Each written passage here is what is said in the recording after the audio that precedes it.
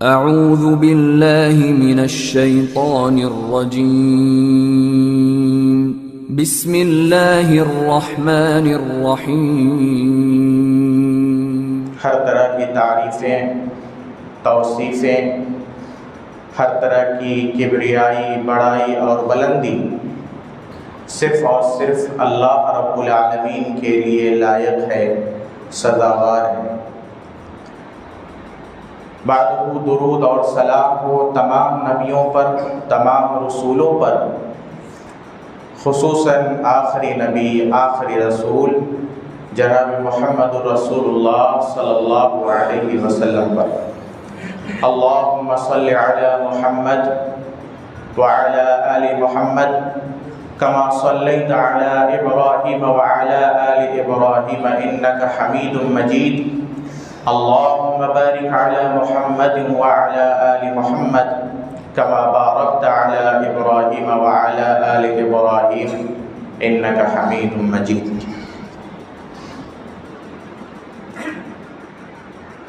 سامعین جمعہ،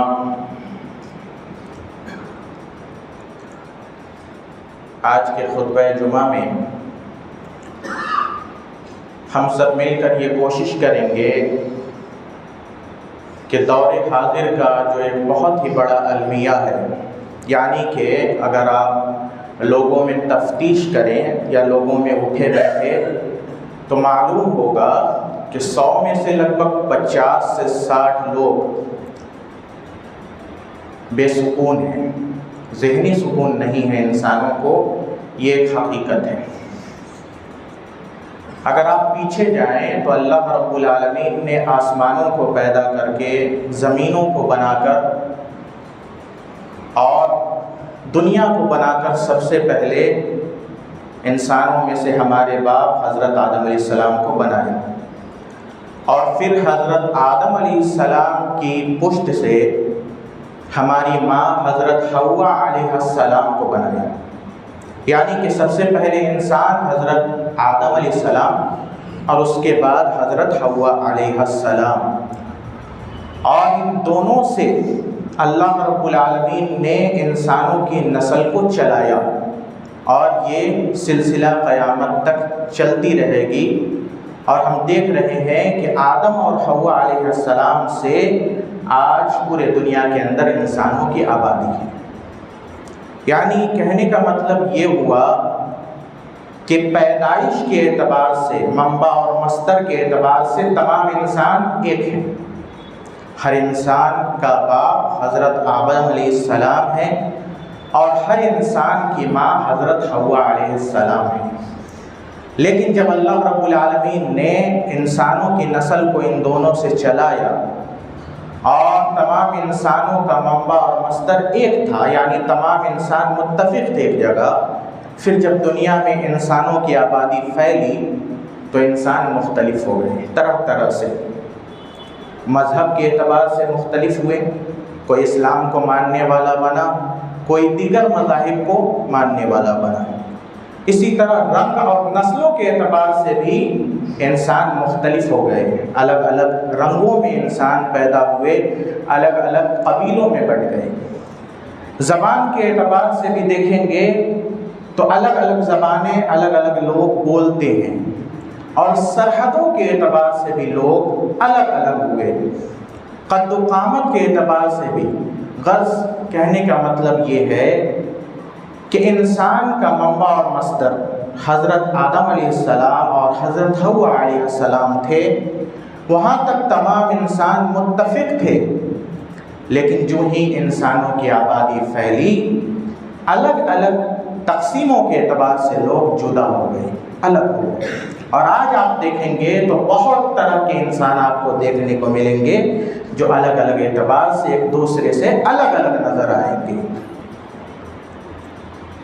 لیکن اس اختلاف کے باوجود، الگ الگ ہونے کے باوجود، پھر سے انسان ایک بات کے اوپر متحد نظر آئے گا، چاہے وہ کسی بھی خطے کا انسان ہو، کوئی بھی زبان بولتا ہو، کسی بھی مذہب کو وہ فالو کرتا ہو، اور وہ کیا ہے؟ ہر انسان کو سکون چاہیے، ہر انسان کو ذہن کا سکون اور دل کا اطمینان چاہیے۔ آپ غور کریں گے، ایک مزدور صبح سے شام تک مزدوری کر رہا ہے، ایک تاجر انسان ایک وقت بھی اپنی تجارت سے نہیں نکال رہا ہے، خالی نہیں بیٹھ رہا ہے۔ کیوں؟ کیونکہ دونوں دل ہی دل میں یہ سوچ رہے ہوتے ہیں کہ اس سے مجھے ذہنی سکون ملے گا، اس سے میری زندگی کے اندر خوشحالی پیدا ہو جائے گی۔ تو کہنے کا مطلب یہ ہے کہ ایک انسان جس کے پاس رہنے کو گھر نہیں، اس کے لیے خوشحالی کا معنی کیا ہے کہ اسے کرائے کا گھر ہی مہیا ہو جائے، وہ خوشحال ہو جائے گا، وہ مطمئن ہو جائے گا۔ اور ایک انسان جس کے پاس کرائے کا گھر ہے، وہ یہ تمنا کر رہا ہے کہ اس کا اپنی زمین پر اپنا مکان ہو جائے، تو اس کے لیے وہ خوشحالی کا مطلب ہے۔ اور ایک انسان جو اس درجے کو پہنچ چکا ہے، اس کے پاس خود کی زمین ہے، خود کا گھر ہے، اور ہر وہ چیز جو وہ دل سے چاہتا ہے، جو ہم اور آپ حاصل کرنے کی کوشش کرتے ہیں، وہ اس کے پاس پہلے سے موجود ہے، اللہ نے دیا ہے۔ تو پھر کیا وہ انسان خوشحال ہے؟ کیا اس انسان ذہنی طور پر پرسکون ہے؟ نہیں ہے۔ اگر آپ ایسے لوگوں سے ملیں گے، پوچھیں گے، تو انہیں اللہ نے ہر ایک نعمت سے نوازا ہے، مگر پھر بھی وہ کہتے ہیں کہ کچھ تو کمی ہے، دل میں اطمینان نہیں ہے اور ذہن کے اندر سکون نہیں ہے۔ الغرض، خلاصہ کلام یہ ہے کہ یہ تمام چیزیں جو ہم اور آپ نے طے کر رکھی ہیں خوشحالی کے مطلب کے لیے، یہ عارضی خوشحالی ہے۔ ایک انسان کے پاس پاؤں نہیں ہے، ہاتھ نہیں ہے، تو وہ یہ چاہتا ہے کہ اللہ اسے پاؤں اور ہاتھ سے نواز دے تو وہ کافی ہو جائے اس کے لیے، وہ خوشحال ہو جائے۔ لیکن کیا وہ خوشحالی ہے؟ نہیں ہے۔ یہ سب خوشحالی کی عارضی تعریفیں ہیں۔ اصل خوشحالی کا مطلب کیا ہے؟ اصل خوشحالی کا مفہوم کیا ہے؟ اصل خوشحالی کا مطلب یہ ہے کہ آپ جس بھی حالت میں ہوں، آپ کرائے کے مکان میں ہوں یا اپنے مکان میں ہوں، آپ روزگار کر رہے ہوں یا پھر تجارت کر رہے ہوں، آپ دنیا کے مسائل میں پریشان ہوں یا پھر نہ ہوں، یہ تمام چیزیں اپنی جگہ ہیں، یہ تمام چیزیں قیامت تک چلتی رہیں گی۔ لیکن اس کے ساتھ ساتھ ایک مومن شخص ان تمام چیزوں کو لے کر چلتے ہوئے بھی دلی طور سے مطمئن ہوتا ہے، ذہنی طور پر پرسکون ہوتا ہے۔ اللہ رب العالمین نے بھی قرآن مجید کے اندر یہی بتلایا ہے۔ اللہ رب العالمین نے ارشاد فرمایا، من عمل صالحا من ذکر او انثى وهو مؤمن فلنحيينه حیاتا طیبہ وَلَنَجْزِيَنَّهُمْ أَجْرَهُمْ بِأَحْسَنِ مَا كَانُوا يَعْمَلُونَ، کہ دنیا کا جو بھی انسان نیک عمل کرے گا، وَهُوَ مُؤْمِن، اس حال میں کہ وہ ایمان لا چکا ہوگا، فَلَنُحْيِيَنَّهُ حَيَاةً طَيِّبَةً، تو اللہ رب العالمین نے وعدہ کیا کہ ہم اسے ضرور بے ضرور پاکیزہ زندگی دیں گے، سکون والی زندگی دیں گے، اطمینان والی زندگی دیں گے۔ وَلَنَجْزِيَنَّهُمْ أَجْرَهُمْ بِأَحْسَنِ مَا كَانُوا يَعْمَلُونَ، اور ہم اس کے اعمال کا اس سے بھی بہتر بڑھا کر بدلہ دیں گے جتنا بدلہ ہونا چاہیے۔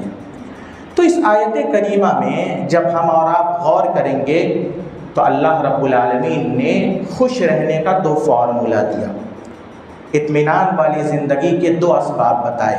پہلا، ایک آدمی ایمان والا ہو جائے، دوسرا، ایمان لانے کے بعد وہ اس پر عمل بھی کرے، نیک عمل کرنے والا ہو جائے۔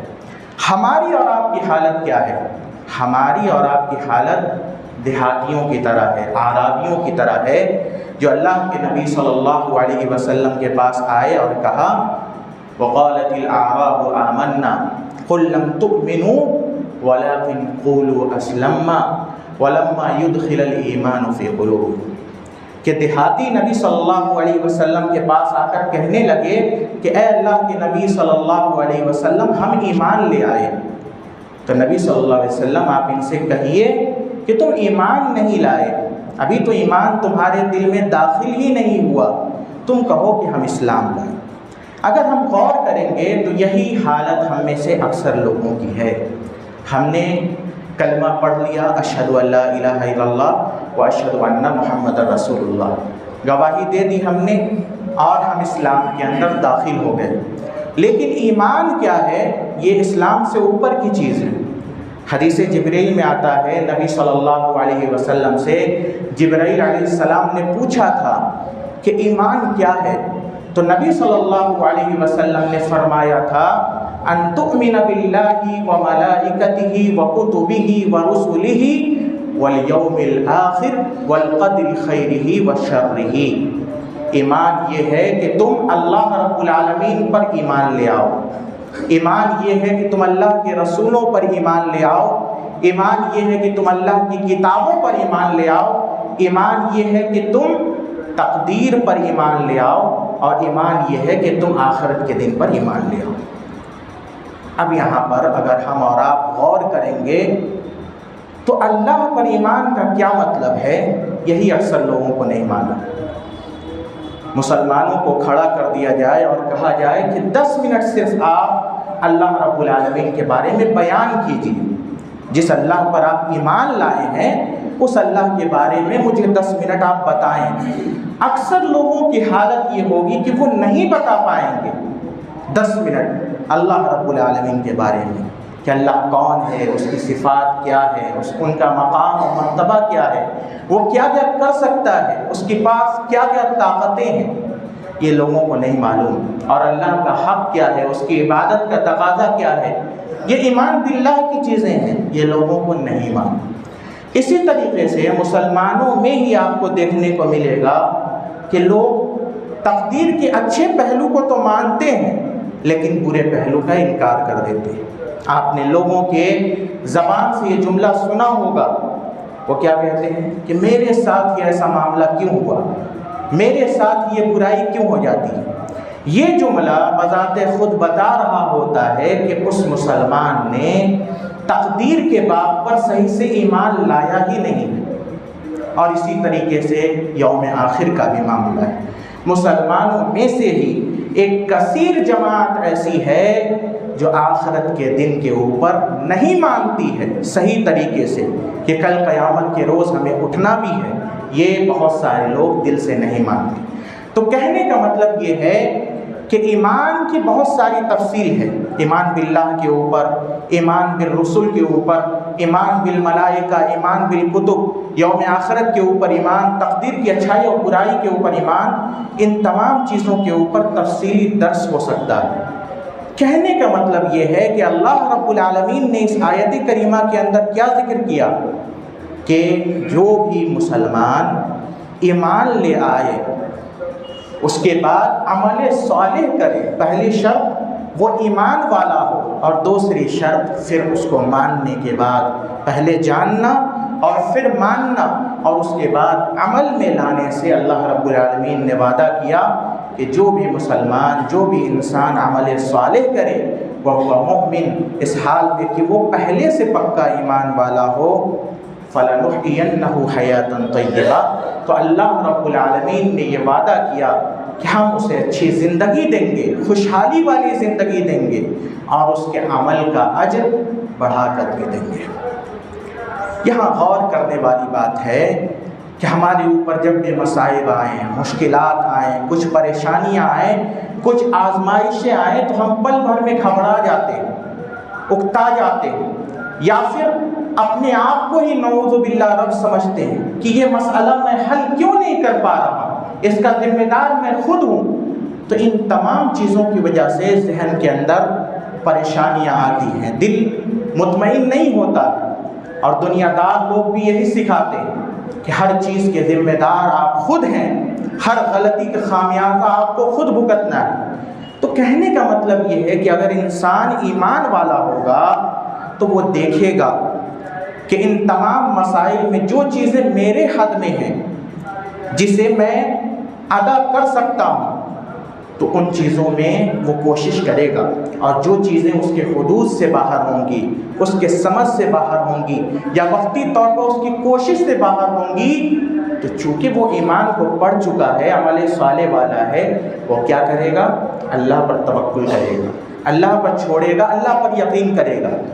تو ان لوگوں کی طرح اس کا ذہن بے سکون نہیں ہوگا، بلکہ وہ پرسکون ہوگا کہ جب اللہ حل نہیں نکال رہا ہے تو ضرور اس میں کوئی حکمت ہوگی۔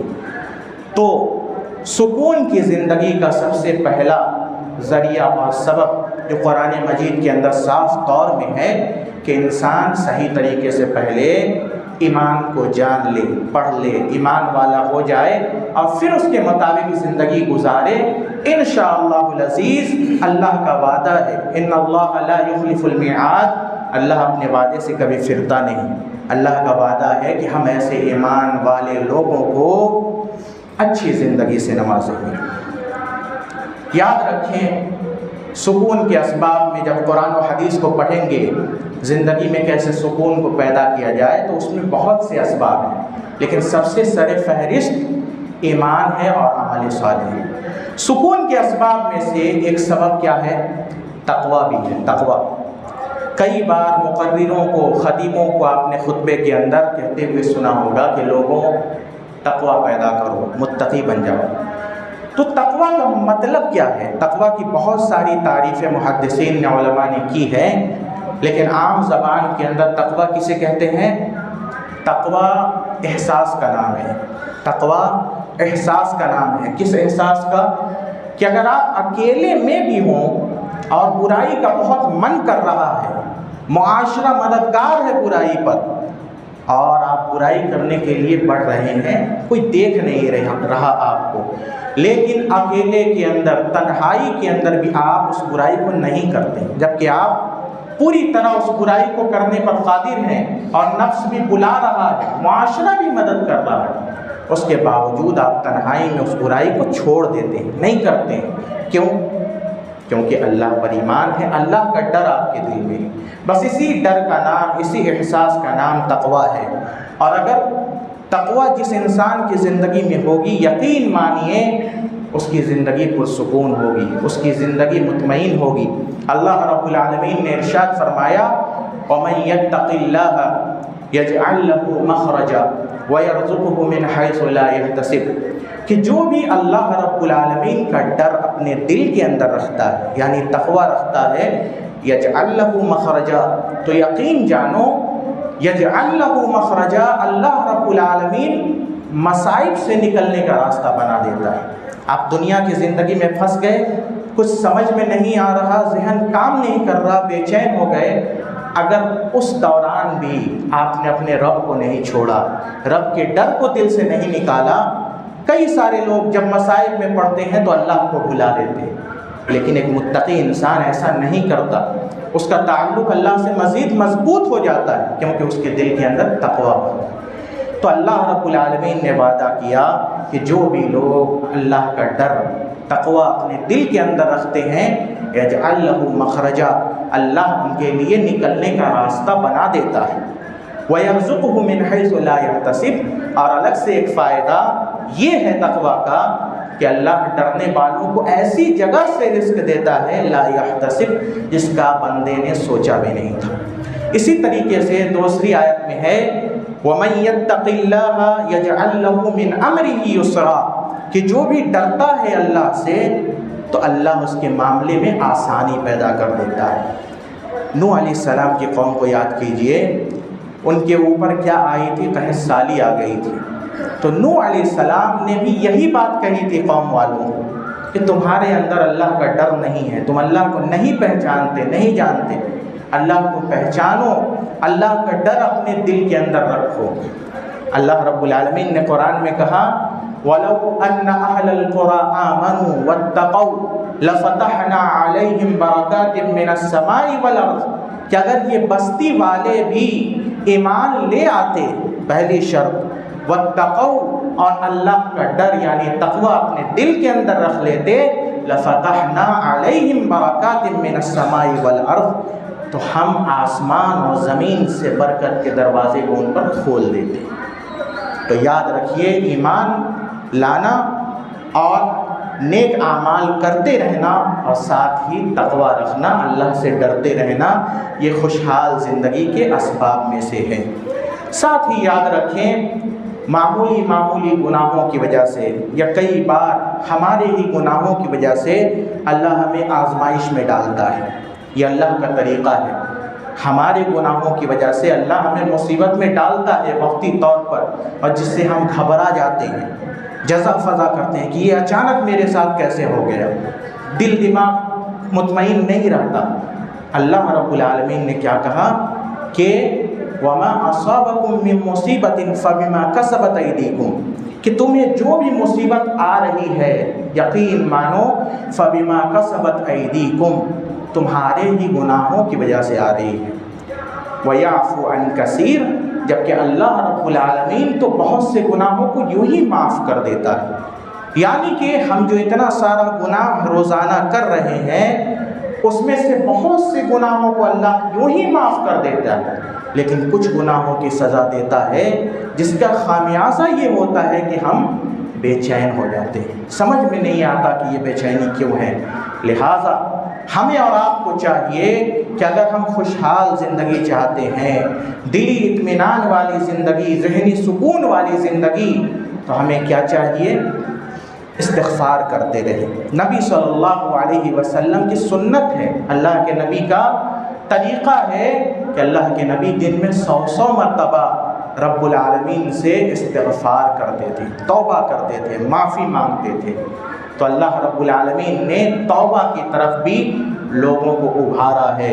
نوح علیہ السلام نے بھی اپنی قوم سے کہا تھا فَقُلْتُ اسْتَغْفِرُوا رَبَّكُمْ إِنَّهُ كَانَ غَفَّارًا، اے اللہ رب العالمین میں نے اپنی قوم سے کہا استغفروا ربکم، اپنے رب سے معافی مانگ لو، توبہ کر لو، اس کی طرف لوٹ جاؤ. انہ کان غفارا، بے شک وہ بخشنے والا ہے. یرسل السماء علیکم مدرارا، وہ آسمان سے تمہیں بخشنے کے بعد نعمتیں نازل کرے گا. قحط سالی تھی نوح علیہ السلام کے دور میں. یرسل السماء علیکم مدرارا، قحط سالی کو دور کر کے تم پر موسلا دھار بارش کو برسائے گا. وَيُمْدِدْكُمْ بِأَمْوَالٍ، مال و دولت کے ذریعہ مدد کرے گا. وَبَنِينَ، اولاد دے کر بھی تمہاری مدد کرے گا. وَيَجْعَلْ لَكُمْ جَنَّاتٍ وَيَجْعَلْ لَكُمْ أَنْهَارًا، اور تمہارے لیے باغات اور نہروں کو بھی جاری کر دے گا. تو یہ تو کچھ نعمتیں ہیں جو اللہ نے بطور رغبت اس آیت کریمہ میں گنایا. کہنے کا مطلب یہ ہے کہ اللہ کی بے شمار نعمتیں ہیں، اور اللہ برکت کے دروازے کو، سکون کے دروازے کو انسان کے اوپر کھول دیتا ہے، اس انسان کے اوپر جو اللہ رب العالمین سے استغفار کرتے ہیں. کہنے کا مطلب یہ ہے کہ زندگی میں مصائب جتنے بھی ہوں، مشکلات جتنی بھی ہوں، آزمائشیں جو بھی ہو رہی ہوں، ہم روزگار کے لیے پریشان ہوں، گھر کے لیے پریشان ہوں، صحت کے لیے پریشان ہوں، یا کوئی ایسی پریشانی ہو جس کا سبب سمجھ میں نہ آ رہا ہو، ہر چیز کا حل اللہ رب العالمین کے پاس ہے. اور اللہ نے کھول کر بتا دیا کہ اگر لوگ ایمان والے، عمل صالح کرنے والے، اللہ کا ڈر اپنے دل کے اندر رکھنے والے اور توبہ استغفار کرنے والے رہیں، تو خود تو ان کے دل کے اندر سکون ہوگا ہی، رب پر بھروسہ ہونے کی وجہ سے، ساتھ ہی میں الگ سے مدد بھی کروں گا. یاد رکھیں ناشکری کی وجہ سے بھی کئی بار اللہ رب العالمین مصیبت میں ڈالتا ہے، آزمائش میں ڈالتا ہے. اللہ رب العالمین نے قرآن میں فرمایا وَإِذْ تَأَذَّنَ رَبُّكُمْ لَئِن شَكَرْتُمْ لَأَزِيدَنَّكُمْ وَلَئِن كَفَرْتُمْ إِنَّ عَذَابِي لَشَدِيدٌ، کہ تمہارے رب نے تمہیں یہ خبر دے دی ہے لَئِن شَكَرْتُمْ، کہ اگر تم سب اللہ کا شکر ادا کرو گے، لَأَزِيدَنَّكُمْ، تو ضرور میں بڑھا کر دوں گا. یہاں غور کرنے والی بات ہے، ایک انسان اللہ کا شکر کب ادا کرتا ہے؟ جب وہ اللہ کی نعمتوں کا ادراک کرتا ہے، جب وہ اللہ کی نعمتوں کو محسوس کرتا ہے. اسی لیے ہماری ایک عادت، ایک صفت یہ بھی ہونی چاہیے کہ ہم اللہ کی نعمتوں کا احساس کریں، اسے محسوس کریں کہ یہ نعمت کتنی بڑی ہے. اپنے بدن کے اوپر غور کریں اور دنیا کی چیزوں کے اوپر غور و فکر کریں. اس سے اللہ کی نعمت کے بارے میں احساس پیدا ہوگا، ادراک پیدا ہوگا. تو اللہ نے فرمایا وَلَئِن شَكَرْتُمْ لَأَزِيدَنَّكُمْ، اگر تم نعمتوں پر میرا شکر ادا کرو گے، لَأَزِيدَنَّكُمْ، تو میں مزید بڑھا کر دوں گا. یہاں ایک نقطہ یہ بھی ہے کہ آپ جو بے سکون ہیں، دل میں جو اطمینان نہیں ہے، ذہنی سکون نہیں ہے، وہ ایسا نہیں ہے کہ پوری زندگی کے اندر ہے، زندگی کے کچھ حصے میں آپ بے سکون ہیں۔ تو کہنے کا مطلب یہ ہے کہ بقیہ زندگی میں جو آپ کو اللہ نے سکون دی ہے، کم از کم اس پر تو اللہ کی نعمت کا شکر ادا کریے، تو اللہ رب العالمین اس شکریے کے عوض آپ کے سکون کو مزید بڑھا دے گا۔ وَلَئِن شَكَرْتُمْ لَأَزِيدَنَّكُمْ وَلَئِن كَفَرْتُمْ، اگر تم ناشکری کرو گے، اللہ کی نعمتوں کے ناقدری کرو گے، وَلَئِن كَفَرْتُمْ إِنَّ عَذَابِ لَشَدِيدٌ، تو یاد رکھو میرا عذاب سخت ہے۔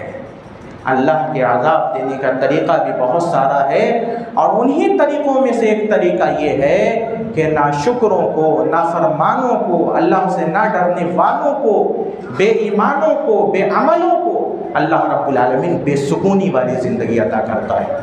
اس لیے اگر ہم اور آپ چاہتے ہیں کہ مطمئن ہو کر زندگی گزاریں، تو ایمان، عمل صالح، تقوی، اللہ کا ڈر، اور ساتھ ہی ساتھ توبہ اور استغفار، اور ساتھ ہی ساتھ ہمیشہ اللہ کا شکر ادا کرتے رہیں، اللہ کی ناشکری کبھی نہ کریں۔ اور اگر بعض اوقات اللہ مصیبت میں ڈال رہا ہے تو یاد رکھیں یا تو یہ ہمارے گناہوں کی وجہ سے ہے یا پھر اللہ ہمیں آزما رہا ہے۔ اللہ نے کیا کہا؟ وَلَنَبْلُوَنَّكُمْ بِشَيْءٍ مِّنَ الْخَوْفِ وَالْجُوعِ وَنَقْصٍ مِّنَ الْأَمْوَالِ وَالْأَنفُسِ وَالثَّمَرَاتِ وَبَشِّرِ الصَّابِرِينَ، کہ ہم تم سب کو آزمائیں گے، ضرور آزمائیں گے، بِشَيْءٍ، کچھ چیزوں سے، الگ الگ لوگوں کو الگ الگ چیزوں سے اللہ آزماتا ہے۔ مِّنَ الْخَوْفِ، کسی کو خوف کے ذریعے سے آزما لیں گے، والجوع، کسی کو بھوکا رکھ کر بھوک کی طرف سے آزما لیں گے، من الخوف والجوع ونقص من الاموال، کسی کے مال میں اچانک ہلاکت آ جائے گی، کمی آ جائے گی، اللہ مالوں میں کمی کے ذریعے سے آزما لے گا، والانفس، جانوں میں کمی کے ذریعے سے، آپ کے ماں باپ کو فوت کر کے، آپ کے بچے کو فوت کر کے، آپ کے اعزاء اور اقارب کو موت دے کر اللہ جانوں میں کمی کے ذریعے آزمائے گا، والثمرات، میووں میں، پھلوں میں کمی کے ذریعہ اللہ آزمائے گا، وَبَشِّرِ الصَّابِرِينَ، لیکن خوشخبری ہے ان لوگوں کے لیے جو چپ چاپ رہ کر اللہ کے حکم پر صبر کرتے ہیں۔ لہذا سکون والی زندگی کے لیے جہاں شکر ضروری ہے، وہیں صبر بھی لازم و ملزوم ہے، کہ اللہ جو بھی فیصلہ کرے آپ صبر کریں۔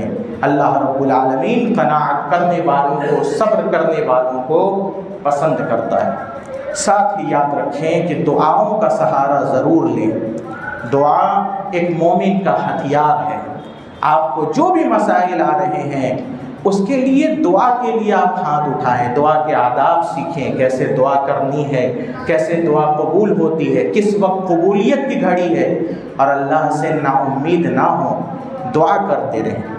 اللہ رب العالمین نے ارشاد فرمایا، اَمَّن يُجِيبُ الْمُضْطَرَّ إِذَا دَعَاهُ وَيَكْشِفُ السُّوءَ، کہ کون ہے جو بے چین انسان کی بے چینی کو دور کرتا ہے، کون ہے جو بے قرار انسان کی بے قراری کو دور کرتا ہے، وَيَكْشِفُ السُّوءَ، اس کی برائی کو، اس کی بے قراری کو کون ختم کرتا ہے؟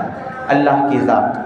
تو اللہ رب العالمین رغبت دلا رہا ہے کہ اگر تم بے قرار ہو، بے چین ہو، اطمینان نہیں ہے، تو اللہ کی طرف رجوع کرو، اللہ سے دعا کرو۔ وَإِذَا سَأَلَكَ عِبَادِي عَنِّي فَإِنِّي قَرِيبٌ، اگر بندے آپ سے میرے متعلق پوچھیں تو کہہ دیجئے فَإِنِّي قَرِيب، میں بہت ہی قریب ہوں، اتنا قریب، اجیب دعوت الداعی اذا دعان، کہ جب پکارنے والا پکارتا ہے فوراً اللہ سنتا ہے۔ لہذا دعا جو نبی صلی اللہ علیہ وسلم نے بتایا کہ یہ مومن کا ہتھیار ہے، خود اللہ کے نبی صلی اللہ علیہ وسلم کے بارے میں آپ نے پڑھا ہوگا کہ جب جب مشکلات آتی تھیں، مصائب آتی تھی، جنگ یا جنگ کے علاوہ وقتوں میں، نبی صلی اللہ علیہ وسلم فوراً نماز پڑھتے، اللہ سے مدد طلب کرتے نماز کے ذریعہ، کیونکہ نماز اللہ کے نبی کے آنکھوں کی ٹھنڈک تھی۔ اور پھر دوسرا عمل، اللہ رب العالمین سے استعانت کرتے، مدد طلب کرتے دعا کے ذریعے سے۔ ساتھ ہی یاد رکھیں، ایک ایمان والے کو کبھی کبھی بے سکونی اس وجہ سے بھی ہوتی ہے کہ وہ اللہ کے ذکر سے دور ہو گیا ہوتا ہے، اسے عادت ہوتی ہے اللہ کا ذکر کرنے کی، تلاوت قرآن کرنے کی، اللہ کے ذکر سے دلوں کو سکون ملتی ہے۔ اور جب ایک ایمان والا شخص ذکر الہی سے کچھ دنوں کے لیے دور ہوتا ہے تو ایک بے سکونی ہوتی ہے۔ اس لیے ذکر الہی کرنا یہ بھی سکون کا ایک سبب ہے۔ الذین آمنوا وتطمئن قلوبهم بذکر اللہ، جو بھی لوگ ایمان کو جان کر ایمان لے آئے، وتطمئن قلوبهم بذکر اللہ، ایسے ایمان والوں کا دل اللہ کے ذکر سے مطمئن ہو جاتا ہے۔ الا خبردار، بذکر اللہ تطمئن القلوب، کہ اللہ کے ذکر سے ہی دلوں کو سکون ملتی ہے۔ ساتھ ہی یاد رکھیں، ان تمام چیزوں کو اپنانے کے ساتھ اگر کبھی بھی انسان احساس کمتری کا شکار ہو، اس کے اندر ناصبری پیدا ہو، اس کے اندر بے صبری پیدا ہو، تو اسے کیا کرنا چاہیے؟ اللہ کے اوپر کامل توکل، اللہ کے اوپر کامل بھروسہ، اپنا معاملہ پورے طور پر اللہ کے سپرد کرنا اگر انسان سیکھ لے تو یقین جانیے تمام بے اطمینانیوں کا حل ہے۔ قُلْ لَن يُصِيبَنَا إِلَّا مَا كَتَبَ اللَّهُ لَنَا، اے نبی صلی اللہ علیہ وسلم آپ کہیے کہ ہمیں مصیبت نہیں چھو سکتی إِلَّا مَا كَتَبَ اللَّهُ لَنَا، مگر اتنی ہی مصیبت چھوئے گی جتنا اللہ نے لکھا ہے۔ هُوَ مَوْلَانَا، وہی تو ہمارے معاملات کا کارساز ہے، بنانے اور بگاڑنے والا وہی تو ہے۔ وَعَلَى اللَّهِ فَلْيَتَوَكَّلِ الْمُؤْمِنُونَ، لہذا ہم بھی اسی اللہ کے اوپر پورے معاملے میں بھروسہ کرتے ہیں۔ لہذا سکون کی زندگی کے لیے سب سے سر فہرست جو چیز ہے، ایمان کو پڑھنا، سمجھنا، اور پھر ایمان صحیح طریقے سے لے آنا۔ جب ایمان لے آئے تو ایمان باللہ کا کیا تقاضا ہوا؟ اب اللہ کی ایک ایک باتوں کو آپ مانیں گے، رسول اللہ کی ایک ایک باتوں کی آپ اطاعت کریں گے۔